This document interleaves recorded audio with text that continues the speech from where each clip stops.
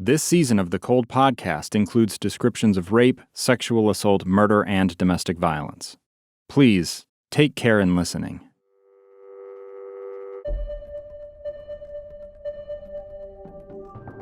Cary Hartmann sat in shackles before Don Blanchard, a member of the Utah Board of Pardons and Parole. Are you ready to go ahead with this hearing today? I am. That's Cary's actual voice.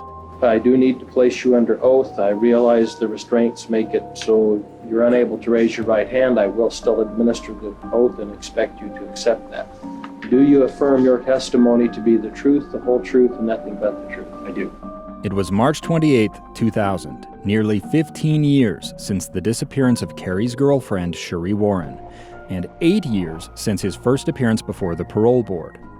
Back then, Cary had denied having committed the rape that had sent him to prison. Initially, there appeared to be feigned memory loss, problems in recalling events and what had transpired. That evolved into years of full denial that absolutely nothing had occurred, no sexual assaults whatsoever. Now, with the prospect of parole on the horizon in just a couple of years, Cary was ready to take responsibility. You think your victims enjoyed the sexual contact? Absolutely not. Don read an account of the crime into the record. When she awoke, you were in the apartment, were turning off the TV, approached her, told her to be quiet, that you had a gun. I won't share the graphic details. The important part is this. Cary, at long last and under oath, said it was all true. Is that a correct summary of what happened in that particular incident? Yes, sir, it is. Cary had by that point served 12 and a half years on his 15 to life sentence. He had to do at least 15, but if the parole board believed he was sincere, they could let him out after that. Reports suggest a number of other sexual assaults that were carried out by you of a similar nature. Is that accurate? No, sir, I committed that rape. It's disgusting and terrible, but I didn't commit any more.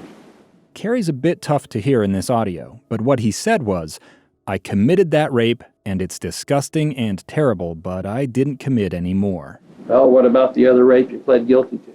That was one that I was charged with 4. And that was drawn out of a hat, quite frankly. And if I pled to it, they were going to drop the rest of them. And I did this on the advice of my attorney. He said, Cary, I don't think your mom and dad can live through any more trials. And they were ready to go to trial on the other 3. And he said, it's time to use your head instead of your heart. Cary said he'd only pleaded guilty to the second charge on the advice of his attorney, to spare his mom and dad the stress of another trial. I'll follow your advice. You're asking this board to believe that you pled guilty to an additional first-degree felony, clearly aggravating your sentence in your jurisdiction, just because your attorney thought it was a good idea, not because you committed any other offenses. He told me I was going down for a long time. He told me I was going down for life. And he told me 5 years with an additional rape won't make any difference in your case. It does make a difference. And your honesty and credibility makes a difference, too. Yes, sir, I understand. And it's seriously suspect at this hearing today.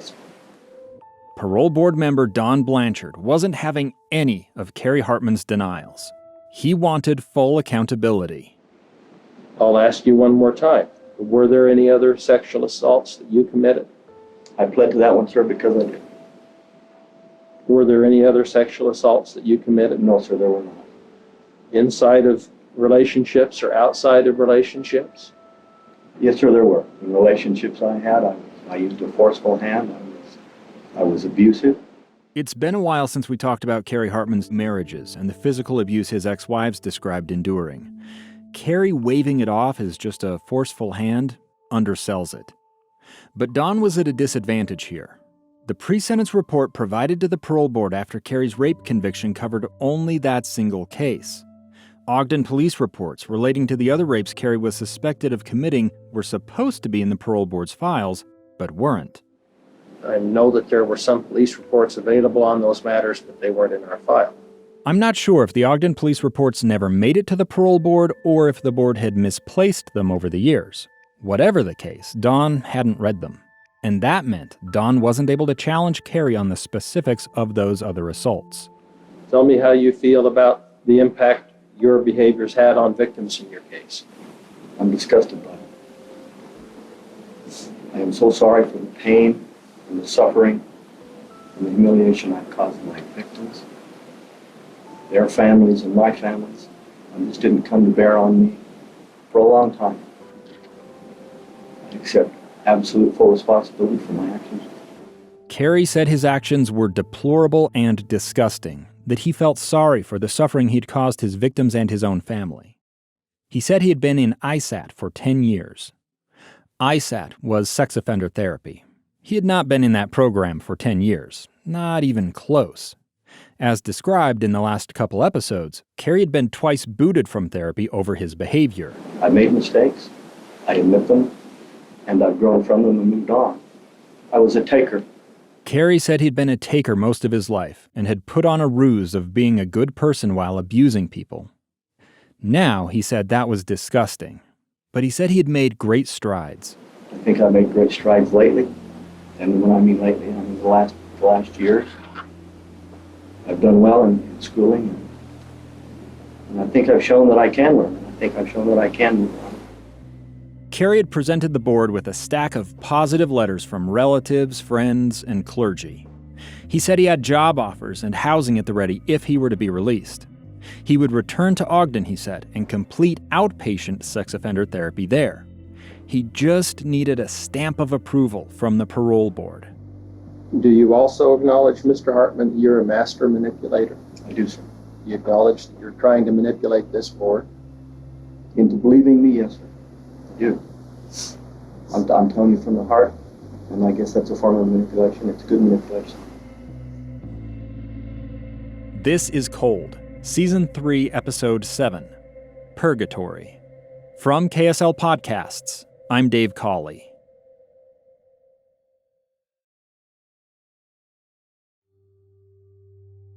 Cary Hartmann had told the Utah Board of Pardons and Parole he had committed one rape and one only.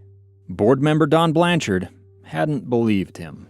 You absolutely are not here on one single, you are not being dealt with on one single sexual assault. Yes. But Don hadn't known the full story.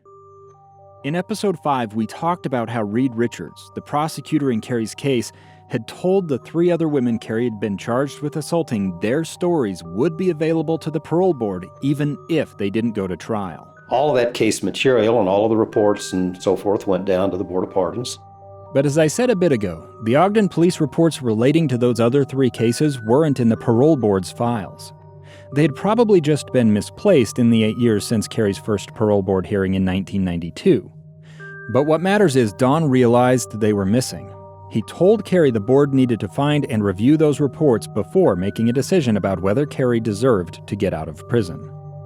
Don tracked the missing reports down in the weeks that followed. He read about Cary's lingerie survey phone calls and all the women who had come forward after his arrest to report having been assaulted by Cary. Don realized he needed to talk to Cary again. Hello. Hi. You're Mr. Cary Hartmann. I am. Cary was serving his time at the Iron County Correctional Facility, a jail in a town called Cedar City, almost 300 miles south of Ogden. Most parole board hearings occurred at Utah's 2 state prisons, but the board occasionally held hearings elsewhere, like at a jail called Purgatory, a little ways farther south of Cedar City. So that's where Cary once again went before Don Blanchard on July 28, 2000. Mr. Hartmann, you understand why this hearing's being reopened today? Yes, sir. I received the letter and the packet. Okay. For Cary to land back in front of Don just 4 months after their last meeting wasn't normal. I'm concerned about the totality of your behavior and how many victims there have been, Yes, sir. and whether or not review of those reports, you suggested not being able to recall a lot of things. In fact, in these reports, back when the officers were dealing with you in the late 80s, you suggested struggling with your memory and having difficulties recalling things, and you would remember little pieces of information. Yes, sir. It's clear from the acknowledgments you made in these reports, you would only go so far in those acknowledgments and recollections and descriptions. The Ogden police reports spanned hundreds of pages. I know because I've read them. And they paint a far broader picture of Cary's suspected activities during the 80s than even I've described in this podcast. Don had provided copies of those same reports to Cary. You've had a chance now to read through those. What did that do to your recollection and your memory about this period in your life? It brought it back in stark reality. It brought it back, and I read over them and through them 3 or 4 times. I was shocked at my behavior, but reminiscent of the person that was out of control. Do you acknowledge additional sexual assaults? Yes, sir. Besides the one rape you admitted to at the last hearing? Yes, sir. A remarkable and sudden improvement in Cary's memory. How many sexual assaults do you estimate you've committed? When I read through those, the 4 victims that I had, I recollected those, and I read through them and read through them and read through them, and there were much of that I recognized, and I own those. I'm responsible totally, absolutely, and I accept responsibility for that. 4 victims. Cary had gone from admitting none to 1 to 4. Exactly the number for which he had been charged, no more. And he had given up trying to blame those crimes on the other serial rapist, Blaine Nelson, who we heard from in the last episode. Don asked Cary about one of the other names contained in the police reports, not one of the 4 rape victims. No, that wasn't one of them. She was one that you made contact with through the lingerie surveys. Subsequently, she agreed to meet you for a drink. She didn't describe a rape, but she certainly described a sexual assault. I do remember that, yes, sir. Were you aggressive with her? And yes, sir, I was. Did that unfold as she described it? Yes, sir, absolutely. There were others, like a woman named Jean. I'm not using her last name out of concern for her privacy. There's one incident that dates back to '84, where a divorcee found your wallet out in the ditch bank outside of her house. I did read that. Had you been stalking her and watching her? That's right. I don't have any recollection of that whatsoever. I lost my wallet once at the Deseret Gym, and it was stolen once, and I don't have any idea how it appeared there. She described repeated incidents of having prowlers, hearing noises, seeing someone outside. Eventually she goes out to the ditch bank. She finds your wallet with your ID in it. She calls the police, gives them your name, tells them she has the wallet, probably even told them that she suspected you were prowling. Remarkably, the police never come and pick up the wallet from her. Years later, all of these sexual assaults are coming out. She goes to the drawer where she's discarded that wallet, gets it out, and turns it over to the police. I read that. Was she going to be a victim? No, absolutely not. I just didn't do that. I just wasn't there. I just wasn't involved in that, sir. Don remained unconvinced Cary was telling the truth, the whole truth, and nothing but the truth. I believe your memory was just as clear on those sexual assaults when I was talking with you in March and you denied them as it is today. Yes, sir. And that you admit absolutely only what is documented by records, and that there are probably other victims and other sexual assaults that you recall very well, which are not documented in the records. It appears that your life, probably for the decade of the 80s, was almost consumed by orientation, interest in sex and sexual activity, and that was what drove your existence. You're absolutely right. You are absolutely right, sir. But Cary said he was a different man now, that he felt regret every single day for what he had done. He said he was committed to working in therapy to overcome his insecurities. But even there, he found himself tangled, because sex offender therapy was no longer available where Cary was living. The Utah Department of Corrections only offered sex offender therapy at the state's prison. It had contracted with third-party providers to make therapy available at a few county jails, but the contract at Iron County had expired. That meant if Cary wanted therapy, he'd need to move to one of those other jails or the prison. He'd told Don during their earlier meeting he couldn't do that without putting his own life at risk. I stayed in Iron County for protection. What kind of protection reasons? Being an ex-police officer, I stayed where I was at for those reasons. Well, Mr. Hartmann, do you think you really have those kinds of problems? I have in the past. Cary's excuse of staying put for protection wasn't going to fly if he ever hoped to get a shot at parole. Don said he'd have to complete therapy. All of your prior sex offender therapy and prior therapy up to now, if I understand correctly, it's dealt with your admitting to one victim. Is that right? Primarily, yes, sir. In my mind, that whole process has to start all over again. I understand. Cary's hopes must have dimmed in that moment. Anything else you wish to say before this hearing's closed today? I appreciate the board's indulgence. I thank you. In the weeks that followed, the parole board members voted to keep Cary incarcerated. They said he couldn't get out until he disclosed all his victims. Listening back to these recordings from more than 20 years ago, I noticed something. In neither did anyone bring up the name Sheree Warren. A few episodes back, we met Ogden Police Detective Shane Minor.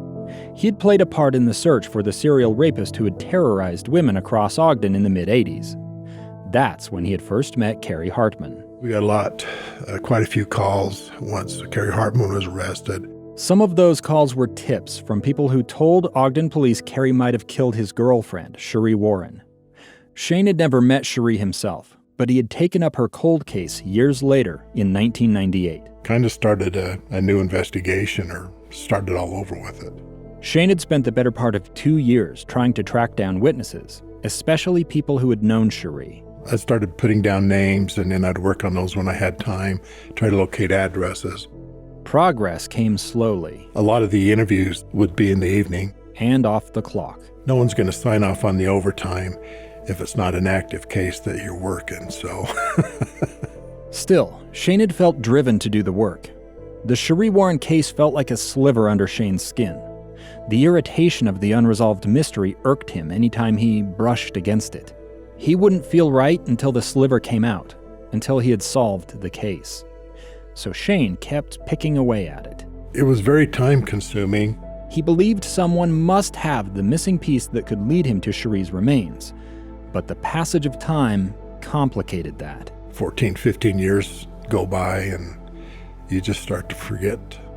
In 2000, Shane left Ogden PD to take a position as investigator for the Weber County Attorney's Office. He remained a cop, but worked on behalf of prosecutors, making sure their cases were airtight. And he took the Sheree Warren case with him. Shane's notes mention a phone call he received that summer from Don Blanchard, the parole board member you've just been hearing. Don called Shane after talking to Cary because Don wanted to know more about Cary's girlfriend. Shane realized the board wasn't seeing the complete picture. It didn't know what he, Jack Bell, and other detectives had learned about Cary Hartmann's possible role in the disappearance of Sheree Warren. And looking at all the information we had, there was a lot of information that was never provided. Never provided because Cary hadn't been charged with a crime related to Sheree's disappearance. In the eyes of the parole board, Cary's crime was sexual assault, not murder. And even when it came to the sexual assault, Every chance he had, he denied doing anything. He was wrongly convicted. He'd never done anything. So that was his take on it. And then later on, he finally started to admit what he was convicted of, but he didn't admit to anything else other than that information that he knew he could have been charged with. Shane suspected Cary Hartmann had killed Sheree Warren, but suspicion wasn't enough. He needed to prove it. The simplest way would be to get Cary to confess. But he was already looking at life sentences on what he'd already done. Cary had no incentive to admit to killing Sheree if he had done it, so Shane couldn't count on a confession. The next best proof would be to find Sheree's remains, perhaps in a place Cary had visited in the days after Sheree's disappearance, the mountain behind Causey Reservoir. But that's such a vast area that you described. Shane thought he had more time. Don told Shane it'd be a few years yet, but Cary would go before the board again. If he had completed his therapy by then, he'd likely win parole. Don said if all else failed, Shane could ask the parole board to hold what's known as an evidentiary hearing. That's a formal meeting focused on evidence. Any evidence, not just about the rape cases. Shane could then tell the board members anything he had learned that might tie Cary Hartmann to Sheree Warren's disappearance. Shane wanted to keep Cary incarcerated as long as possible, both to protect the public and to buy more time for his investigation. He believed Cary still harbored secrets about Sheree Warren, but he was running out of options on how to get answers. For investigator Shane Minor, the prospect of Cary Hartmann winning parole added a ticking clock to his search for the remains of Sheree Warren. All of the problems along the way of just sitting down and working on this and staying focused on this. He knew if he didn't push for answers about what had happened to Sheree, no one would. Shane had talked to Roy Police Captain Jack Bell about his May 1987 conversation with an elk hunting guide named Fred Johns. Okay, so who is Fred Johns? I've mentioned Fred a few times before. He's the guy who had reported seeing Cary on the mountain behind Causey Reservoir the Sunday after Sheree disappeared. I knew Fred Johns from the Ogden area. Fred had a reputation as a pool hustler and a gambler. Shane had heard Fred was prickly about police. He wasn't sure what to expect when he tracked Fred down in April of 2001. Fred was living up in Mountain Green and went up and talked to him about the statement he had made to Bell about seeing Hartmann in early October of 1985, just to lock that down for the report. Fred died in 2019, so you're not going to hear from him in this podcast. What I tell you next comes from Shane's formal report and his own personal recollection of their conversation. He basically went through that same story that he went through with Bell. That story went like this. On the Sunday following Sheree's disappearance, Fred was on the ridge between Causey and Lost Creek reservoirs. Think back to our percent sign. Causey in the upper left, Lost Creek in the lower right, and a mountain between them. Midway between the two reservoirs, on top of the mountain, is where Fred Johns said he saw Cary Hartmann. And recalled seeing him that first week in October. I believe it was the first week of the elk hunt.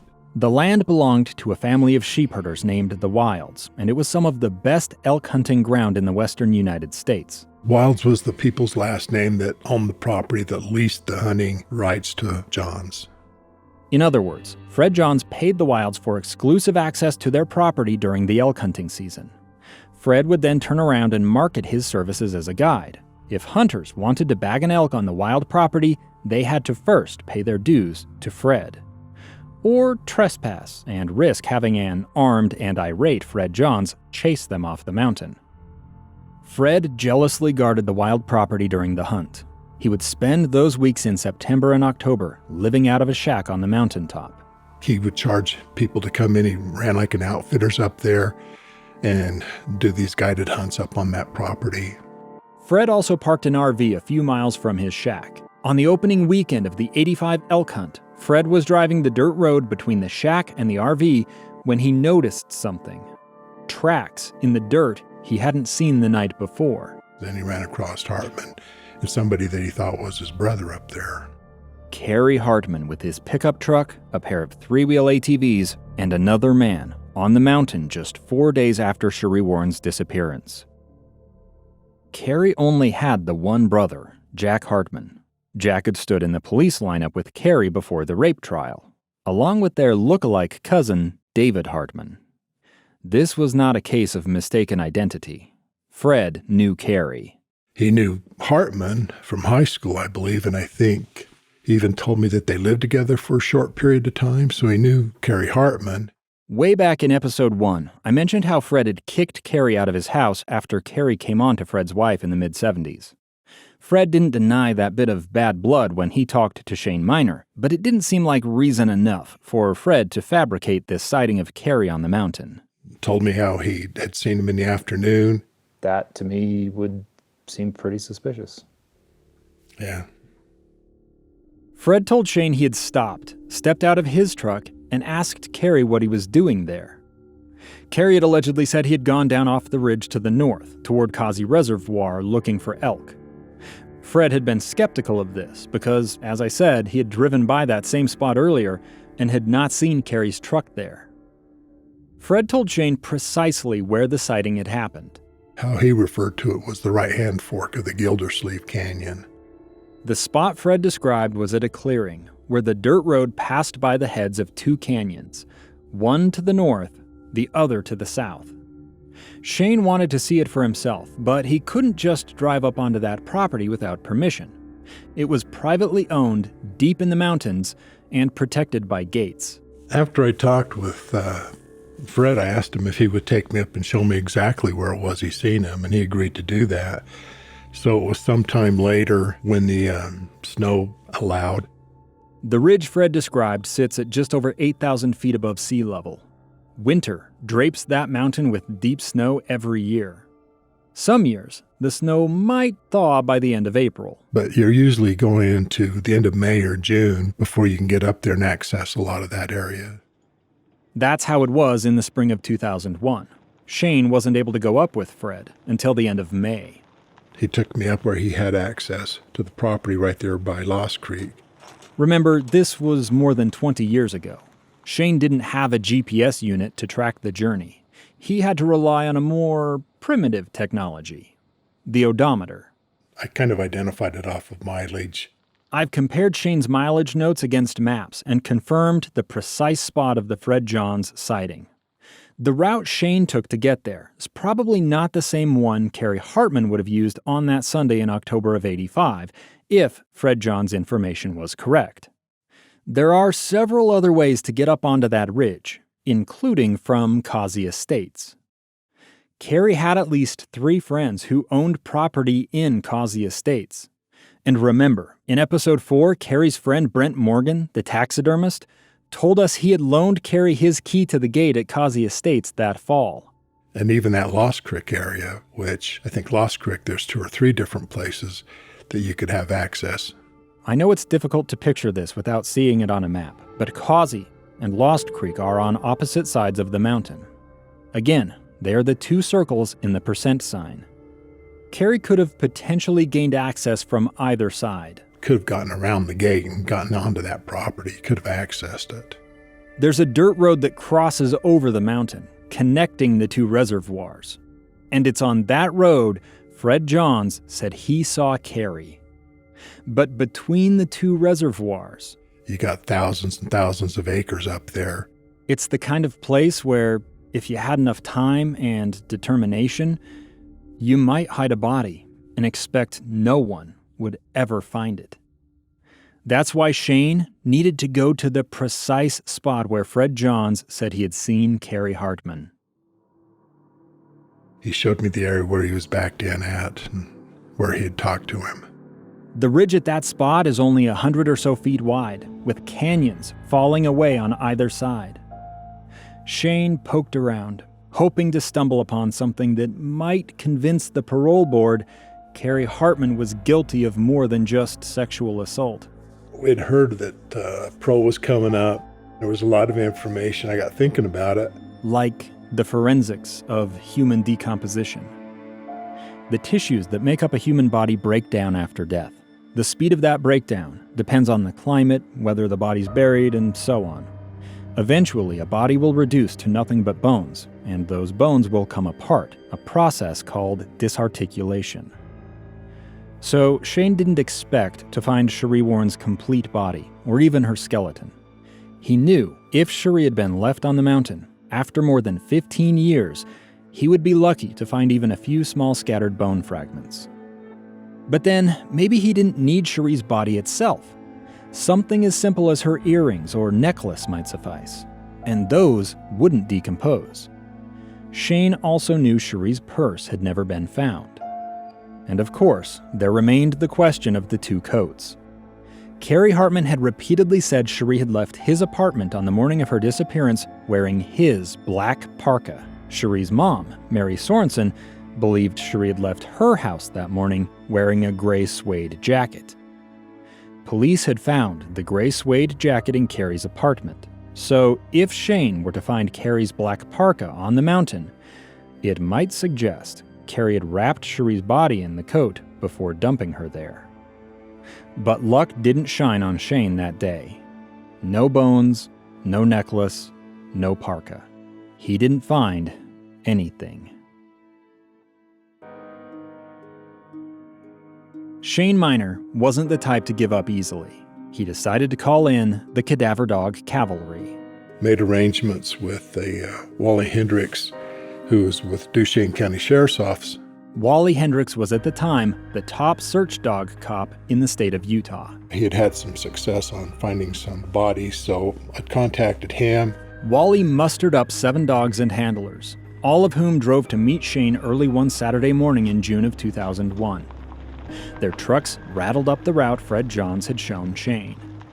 The back of Shane's truck was packed with enough soda, chips, and sandwiches to feed a Little League team. But instead of aluminum bats and leather baseball gloves, the coolers were flanked by shovels and mesh screens. Shane came prepared to sift for bone fragments if the dogs caught whiff of a gravesite. We hit that hillside with the dogs just to see if we could kick anything up, but again, that was 15 years, 16 years after the fact. Shane didn't dare hope, but he stood by and watched as the dogs worked down from the ridge. They kept going, so I think we went off the top and went down into that canyon, and they went quite a ways down in the canyon and did a pretty diligent search. I felt bad because they're volunteers and they're doing this on their own, just trying to help out. But we put a good day's worth of work up there with those dogs. But once again, Shane came up empty. Sheree Warren wasn't within a stone's throw of the spot on that mountain ridge. I've had the opportunity to observe a few different cadaver dog searches in my time as a journalist. Nowadays, both dogs and their handlers wear GPS tracking devices when they search. This allows investigators to come back later and verify the precise locations checked and see any gaps in the coverage. There are no GPS tracks like that for this cadaver dog search of the spot on the mountain between Causey and Lost Creek. And that's a problem now, 20-plus years later, as I try to piece together exactly where the dogs went. Would that have been down into Gildersleeve? I believe so. If the dogs only searched to the south into Gildersleeve, they might have missed the mark. The canyon to the north is called Pete Nelson Hollow. I've talked about it before. Pete Nelson Hollow is where the lost hunter from the 1940s, Rudolph Bertinoli, wandered down through a snowstorm and ultimately died. Bertinoli's bones had remained there 43 years before being found. Cary Hartmann could have traveled into Pete Nelson Hollow on his three-wheeler. And if so, a cadaver dog search down the opposite direction into Gildersleeve would have been pointless.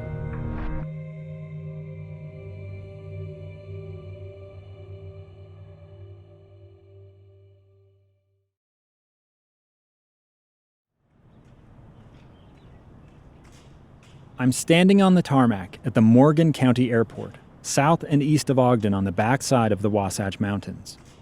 It's late September of 2021, and wildfires across the western U.S. have filled the air with smoke.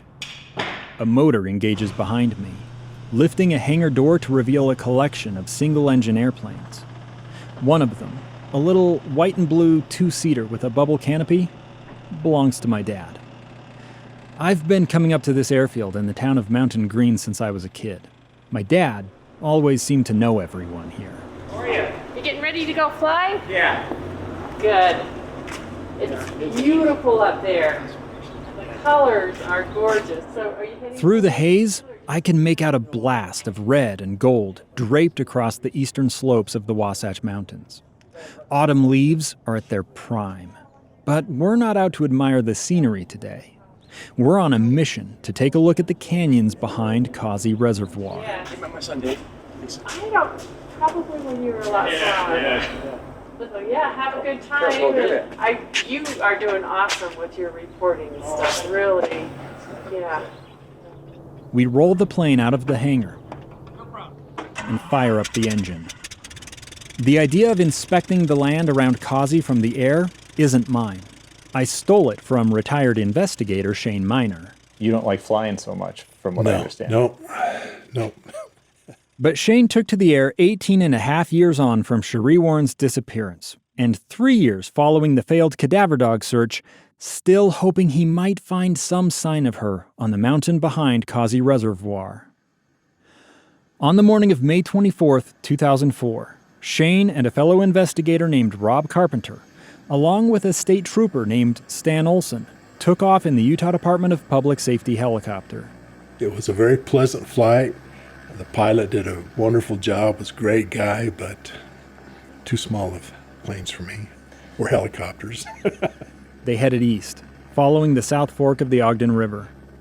They crossed over top of the Meadows Campground, the place Cary Hartmann had tried to meet Heidi Posnine way back in 1971.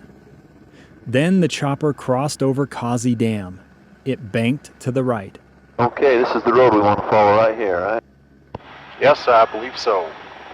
Yeah, this Causey Estate's up here.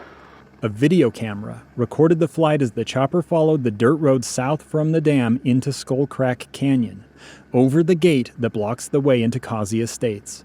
Now you call it, this is Causey Estates up here? That's what that's called? Yes, it's private landowners that have it. Pretty. The chopper climbed, following the slope of the mountain. This would have been the road that I think he had access to.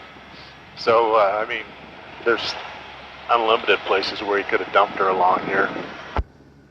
Hard to think like a bandit, you know. Would you have picked a characteristic turn or a rock or tree or something as a landmark? Shane snapped photos out the window as the helicopter crested the top of the mountain south of Causey. It turned east, crossing over Box Spring, the place where the taxidermist Brent Morgan had had his wedding in 1984, a year before Sheree Warren disappeared. The chopper followed a dirt road that snaked along the top of a ridge. It approached the place where Fred Johns, the elk hunting guide, had said he had seen Cary Hartmann. It's got to be right up along this road here, about a mile, right around in there. The place Fred said Cary had taken his three-wheelers the Sunday after Sheree Warren disappeared. Hey, Rob, does this look about it right over here off to the right? Picking out a specific place from the air can prove really difficult. Then where would we have gotten the dogs out? That's my question. But after a moment of confusion, Shane recognized the spot. Yeah, I think this is it right here off to the right. That little clearing there? Yes. He backed in by that piece of snow right there. That's where he was seen at, and then he took off and went back out the same way we came up and wasn't seen again. Investigator Rob Carpenter had also been there on the day of the cadaver dog search. When we came up here with those dogs, there was elk sign everywhere on this drainage right here. They weren't expecting to find Sheree Warren's body on this flight, because scattered bones would be all that remained after so many years. Those would be too small to see. Instead, they were documenting the various routes someone could have used to reach the site on the ridge back in October of '85. Could you get in from that Croydon side without a key? No, it's gated off on that road that goes up to Lost Creek. Oh, okay. Nowadays, you can do a lot of this kind of work using high-resolution aerial imagery, available for free on the internet. But when it comes to investigations, there's no replacement for putting your own eyes on a place. So we got it documented. It was a smooth day. It was a great flight. And hovering in a helicopter over a remote mountain forest There's some elk down there. does bring some fringe benefits. Boy, that elk disappeared real quick. Didn't like the helicopter, huh? I think the pilot knew that I was a little nervous about it, so he went out of his way to make it comfortable. Now, Shane, be honest. You okay? He's Okay, fine. Okay. He's taking pictures of the elk. Boy, there's a whole bunch of them. Look at them all down there. Oh, yeah. Beautiful country up here. Wow. Beautiful and practically impossible to search. Just because of the amount of land up there. Thousands and thousands of acres, incised with canyons and cliffs, choked with thick brush, known to only a select group of herders and hunters. Much of Utah's mountain land is national forest, open to the public. But this mountain between Causey and Lost Creek reservoirs is private, mostly owned by two neighboring ranches, Deseret Land and Livestock and what was formerly known as Basin Land and Livestock. Hunting those ranches today is a pay-to-play experience, limited to just a handful of weeks each year. Someone can't just go exploring for a body up there on a whim. When Shane had taken cadaver dogs on that mountain, they had centered their search at the site pinpointed by their witness, the elk hunting guide Fred Johns. I was putting a lot of faith in those dogs.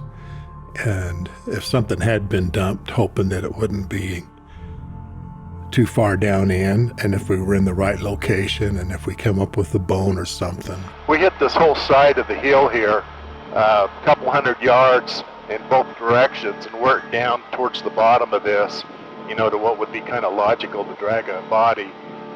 Just hoping to hit a bone or something, but never came up with nothing. After he was seen, now he could have drove back out and dumped her any place. Yeah, moved her, whatever. A bit earlier, I mentioned not knowing exactly where those cadaver dogs went. Shane's description here of a couple hundred yards suggests they didn't go far. But again, when Fred Johns first told Detective Jack Bell about seeing Cary Hartmann at that spot the weekend after Sheree Warren disappeared, Fred said Cary had been loading up his three-wheelers. Three-wheeled ATVs were all the rage during the 70s and 80s. They were especially popular among hunters, who could use them to pull their kills out of the woods. A mule deer and a human can weigh about the same. So it stands to reason, if a three-wheeler can pull a deer out of the brush, it might also be capable of moving a human into it. If you got off that dirt road and used some type of an SUV to get down in those canyons, it'd be like worse than looking for a needle in a haystack, unless you knew exactly where that was. Pete Nelson Hollow, the canyon that drops to the north from the spot on the ridge, runs 3 miles before reaching the Right Fork South Fork Ogden River behind Causey Reservoir. It'd be tough to get a three-wheeler all the way down there, but taking a body even a quarter mile or so off the dirt road would significantly decrease the chance of anyone stumbling across it. Unless you're right on top of it, I think it's going to be really easy to miss. Shane's helicopter flight in 2004 had achieved what he had set out to do. He had photographed the points of interest on our percent sign: Causey Reservoir, the cabins of Causey Estates, the dirt road running the slash of the percent sign over the mountaintop, and Lost Creek Reservoir on the far side. I wanted to go one step further. That's why I asked my dad to take me up in his plane, all these years later. I wanted to not only see the landscape for myself, but also ask, if I were trying to hide a body in this corner of the world, where and how exactly would I do it? I've flown over this landscape now 3 times. Once in KSL's helicopter, Chopper 5, and twice with my dad. There's Causey Estates. Yep.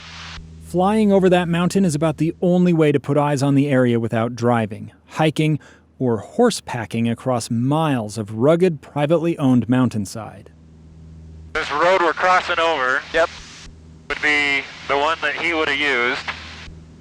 I've spent more hours than I care to admit studying maps and aerial images of the Causey area, trying to memorize the landmarks, working out possible routes for a three-wheeler, thinking about where someone might have dropped a body.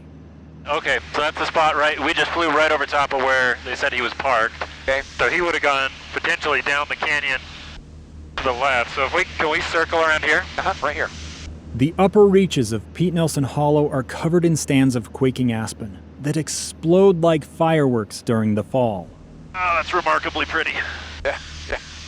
There are a couple of springs right up top here. One of the things I noticed looking at the topographic map is there was at one point a little ATV road that went down to those springs. There's a path that cuts through the trees, leading into the upper reaches of Pete Nelson Hollow, about a quarter mile from where Fred Johns reported seeing Cary Hartmann. I'm curious if you could get a three-wheeler down there. I'm thinking you definitely could. Oh, yeah. I came away from these flights believing it's plausible Cary Hartmann could have hidden Sheree Warren's body on that mountain behind Causey Reservoir. And I believe Shane Minor's cadaver dog search more than 20 years ago probably missed the mark by sticking too close to the road. The evidence suggests Cary Hartmann could have used an ATV, a three-wheeler, to move Sheree's body to a concealed spot on that mountain, just far enough out the cadaver dogs couldn't find it. But any good hypothesis deserves to be challenged by experiment. Which means before our season's done, I'll need a three-wheeler and access to the mountain behind Causey. The Utah Board of Pardons and Parole scheduled Cary Hartmann for a rehearing on September 20th of 2005. It had been 5 years since the back-to-back hearings you heard at the start of this episode, where Cary had bombed his chance to take accountability. During those 5 years, Investigator Shane Minor had expended a lot of effort, but made little progress in his search for the remains of Sheree Warren. Shane knew the information available to the board didn't include the circumstantial evidence linking Cary to Sheree's disappearance. It was just the individual rape cases, and that was it. Because again, Cary hadn't been charged with a crime connected to Sheree's disappearance, let alone convicted of one. And we have this information that would indicate he's done a lot more than what he's been charged with, and it's stuff he's never come clean with. Cary had cleared the significant hurdle of serving 15 years on his 15 to life sentence. He stood a good chance of at last winning parole. Reed Richards, the prosecutor who had put Cary in prison, told me he'd anticipated Cary would only serve the minimum, 15 years. In fact, that was the time where they had mandatory incarceration and mandatory length of stays. And so that was very unpopular with the prison, of course, that you had to mandate how long they stay. And so they generally would look at that minimum time, and that's when they cut people loose. Cary had done enough time to qualify for release, unless the parole board decided it had good reason to keep him in. Under Utah law, the parole board wields broad authority. The board has the ability to consider more than just the crime that sent a person to prison when deciding how long that person should remain in custody.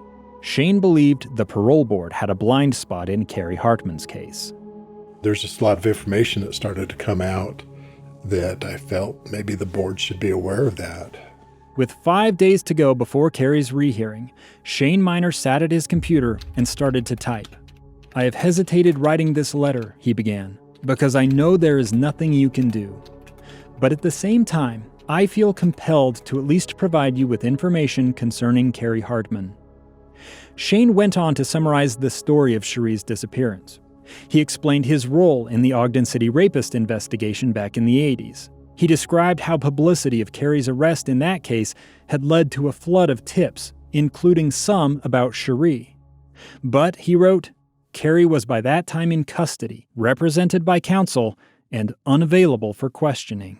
He never answered any questions about his relationship with Sheree when asked about it. He only volunteered what he wanted Jack Bell to hear at the time she disappeared, and that was it. Shane wrote about how he and Detective Chris Zimmerman had dropped in on Cary at the San Pete County Jail following his conviction, in the hopes of asking him about Sheree. Zimmerman and I went down in '88 after he had gone to prison, just to see if he had talked to us about that, and he wouldn't talk to us, got up and walked out of the room.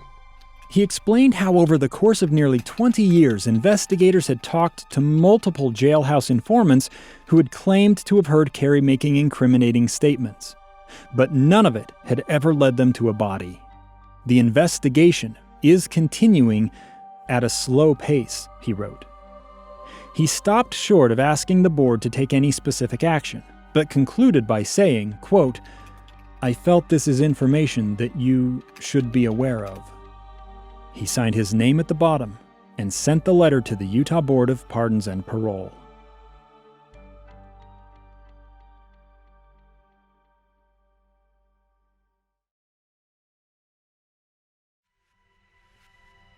Shane Minor's letter found its way into the hands of a man named Kent Jones. My name is Kent Jones. I work as a hearing officer with the Board of Pardons. Kent conducted Cary Hartmann's 2005 rehearing at the Central Utah Correctional Facility, a state prison located in the town of Gunnison. I think this is the first time you've been in front of a hearing officer, but it's basically the same as if it was a board member. They went through the formalities. Cary, I have your prison number as 18553, correct? Yes. Okay.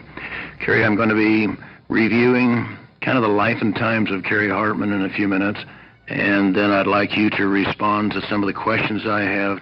So I need to place you under oath. If you would, raise your right hand and I'll swear you in. Do you swear or affirm the information you're about to Kent give? summarized the crimes for which Cary had been charged and asked if Cary admitted to them.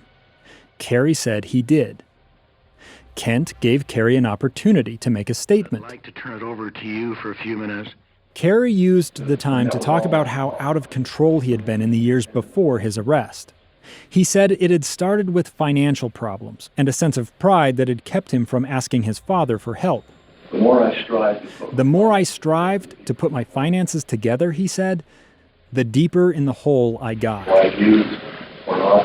I used pornography and masturbation to try and climb out of a hole, to make myself feel better. It didn't work. From there, he said he had tried to regain control by seeking out, quote, lonely and vulnerable women.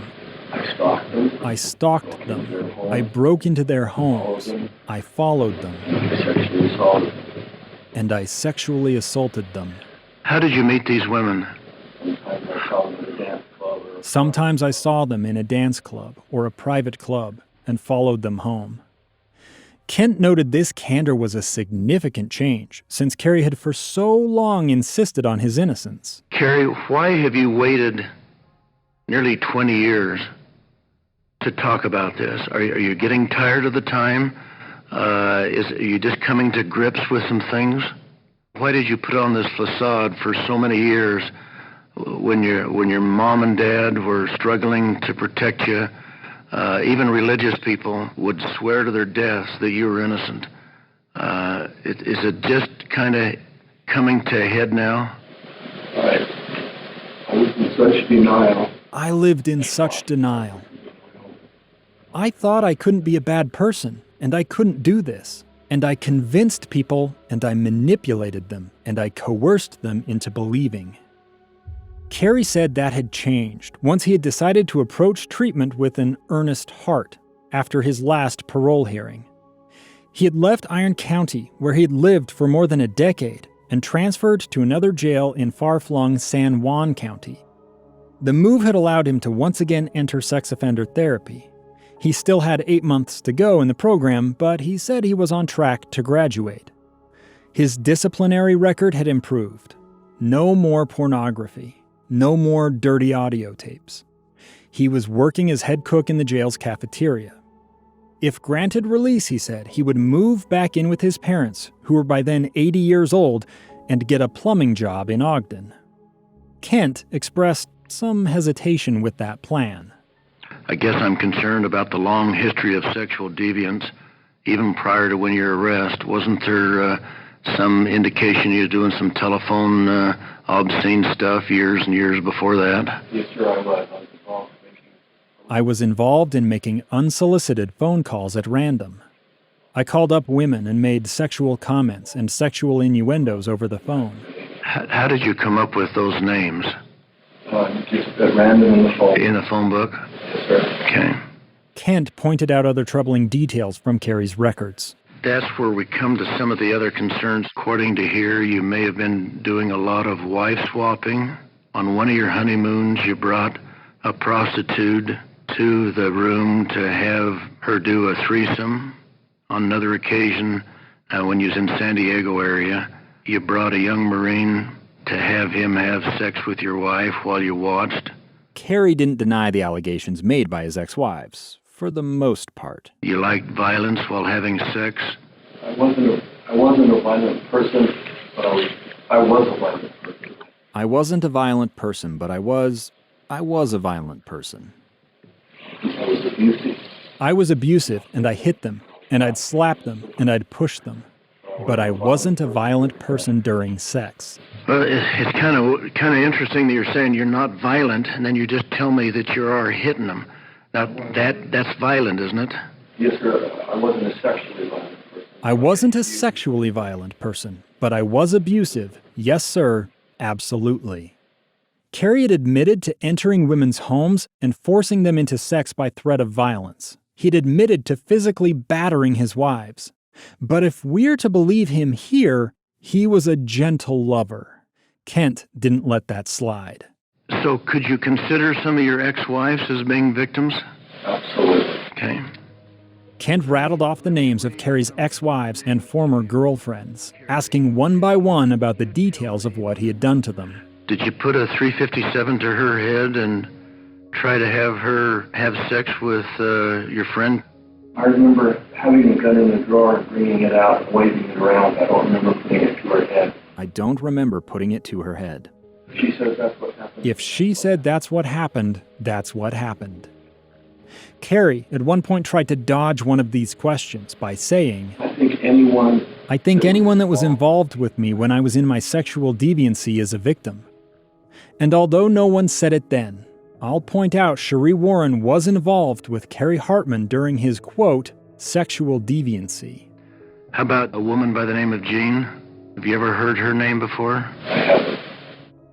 That's not true. Jean's name had come up during Cary's prior board hearing in 2000, the hearing you heard at the start of this episode. I think she'd reported that she saw a prowler outside her window. She went out and found your wallet by the window. Do you recall losing a wallet when you was doing some window peeking years ago? I do, sir. Do you know who you was watching? No, sir. I think her name was Jean. It's a small detail in the grand scheme of this story, but in that earlier recording, you heard Cary insist he had lost his wallet at the gym, saying he had no idea how it had ended up outside Jean's house. So either he'd been lying then, or he was lying now. What I'm trying to do, Cary, is I think that there's a lot of other victims there that you hadn't previously disclosed. Do you see where I'm fishing, what I'm trying to do? Aren't there others there? You're an intelligent guy. I think you got 121 IQ. You're not dumb. You're a brilliant guy. It just seems to me, Cary, you're not really being honest with me. Cary pushed back, saying he hadn't before considered his ex-wives as victims, but everything else he had disclosed in therapy. He had no other victims to report. Kent had one other name to ask about. I come up with another name when I'm researching this, and I can't retry your case. I'm not a prosecutor, but I want full understanding of everything. So I was in contact with a Weber County official because I wanted to figure out this one name, Sheree. Yes, sir. And I guess I'm a little concerned about that. That was a girlfriend of yours in 1985. She disappeared and has never been seen since. They think you have somehow been involved with some foul play with her disappearance. At the time, they sought your help and you tried to look for her. And it wasn't until after your arrest, I think in 86 or 87, that they started thinking that maybe you were connected with it. Many years later, they asked you, but you adamantly denied talking to or didn't want to talk to him, and you walked out of an interview. And I guess I'm concerned about that, Cary. I just wonder as to whether or not she's dead somewhere, and you had anything to do with her death or her disappearance. And I would imagine that officials might be looking at this to reopen it as a cold case murder investigation to see if you're somehow involved with it. Are you willing to talk to some of the law enforcement officials about her disappearance? Well, absolutely. I had nothing to do with it. I had nothing to do with it. Did you have an argument with her on the night she disappeared? Absolutely not. She disappeared from Salt Lake City and I was in Ogden. She disappeared from Salt Lake City, and I was in Ogden. I was surrounded by people the whole time. I was surrounded by people the whole time, morning and night, until I reported it. Interesting, Cary said he reported Sheree missing, because that's not how it happened, at least according to Detective Jack Bell's notes. They say Sheree's mom, Mary Sorensen, first reported her missing. Then Jack Bell called Cary, not the other way around. It was a subtle shift in the story, but no one challenged Cary on it. Cary told parole board hearing officer Kent Jones he just wanted a chance to be the good person he knew he could be out in society. Kent promised the board would take it all into account. You've done an enormous change from 5 years ago, disclosing a lot of different things that you've done, but I just don't know that you're completely honest yet. And I would encourage you to talk to the Weber County people if in fact they think that you are involved with her disappearance. It might be to your best to be just as honest as you possibly can with them, because I get the information from this investigator that they've got a lot more on you than what you think. Okay? Good luck, Cary. Investigator Shane Minor received a cassette tape in the mail days later. I talked with Ken Jones, who was the hearing officer. Then he sent me a copy of the hearing. Shane listened to the tape with great interest. In that hearing, Hartmann admitted to the cases he was charged with. Did you, in fact, rape her? I did. Okay. According to Hartmann, he was more than cooperative with law enforcement regarding Sheree Warren. My whereabouts were documented. My whereabouts are documented. I'm the person that reported her missing. I worked with Detective Jack Bell for over a year and a half trying to look for her. But then he would only refer to Jack Bell, his contact with Jack Bell. He forgot to mention the fact he wouldn't talk to us about her. So Jones kind of put him on the spot and says, so you're willing to talk with law enforcement about that? Cary, I would encourage you to talk with any of the Weber County people that might come down and talk to you. And he said he would. Cary had had little other choice. Defying the Board of Pardons would likely mean serving a maximum sentence. You've already got a life sentence on you. And if you hope for any release in the future, whether it's now or 20 years from now, my guess is it's better that you attempt to disclose that now instead of trying to do what you've done in the past and lived under a cloak of deceit. And so, 20 years after Sheree Warren's disappearance, Cary Hartmann would finally face a formal interrogation about the night she disappeared, thanks to some pointed prodding from the Utah Board of Pardons and Parole. I think it was because of that is the only reason he agreed to talk with us. Shane Minor, who had helped finger Cary as one of the 2 Ogden City rapists, had a date with a man he suspected of Sheree Warren's murder.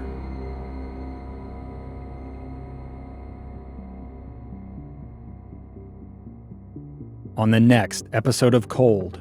Did you have good relationship with your brother at that time? No. You did not? He changed. He was like 2 people. Do you remember if Kevin Sullivan, as your brother's attorney, ever advised you not to talk to the police? He might have. I don't know, maybe I'd speak honestly and he didn't want to hear it.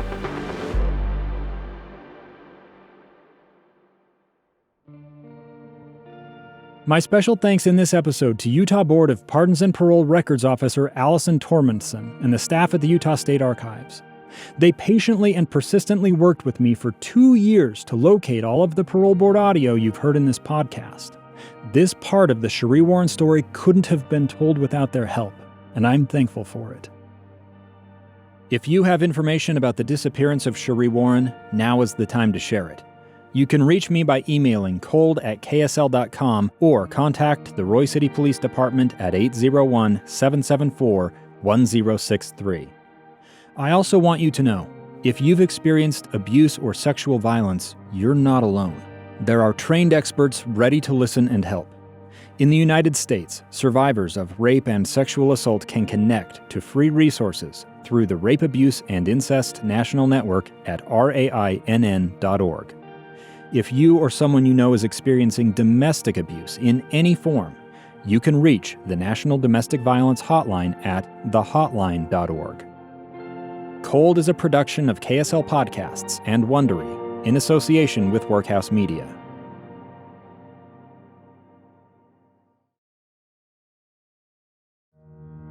Cold is researched, written, and hosted by me, Dave Cawley. Audio production and sound design by Ben Kiebrick and Aaron Mason. Mixing and mastering by Ben Kiebrick. Michael Bonmiller composed our main theme, with additional music this season by Allison Layton Brown.